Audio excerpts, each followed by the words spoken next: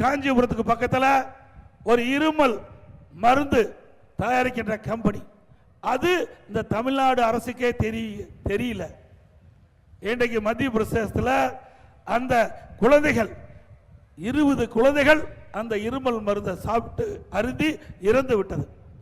ஆனால் தமிழ்நாட்டில் இருக்கின்ற இந்த அரசுக்கு, சுகாதாரத்துறைக்கு இப்படிப்பட்ட மருந்து தயாரிக்கின்ற கம்பெனியே தெரியல.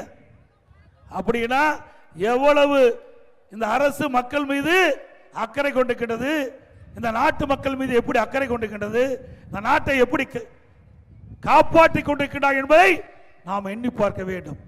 ஆக இன்றைக்கு மத்திய பிரதேசத்தில் அமைச்சர் சொல்லுகின்றார், இன்றைக்கு நம்முடைய தமிழ்நாடு அரசு சுகாதாரத்துறை அலட்சியத்தால் ஏற்பட்ட கொடுமையான நிகழ்வு என்று குற்றம் சாட்டியிருக்கின்றார். அங்கு இருக்கின்ற மத்திய பிரதேசத்தில் இருக்கின்ற காவல்துறை எங்கே காஞ்சிபுரத்திற்கு வந்து அந்த மருந்து கம்பெனியில் யார் இருக்கின்றார்களோ அவர்களை கைது செஞ்சு அழைத்து விட்டு சென்றார்கள். அதுக்கு பிறகுதான் தமிழ்நாடு அரசுக்கே தெரியுது. இப்படிப்பட்ட அவல ஆட்சி தொடர வேண்டுமா? தொடர வேண்டுங்களா?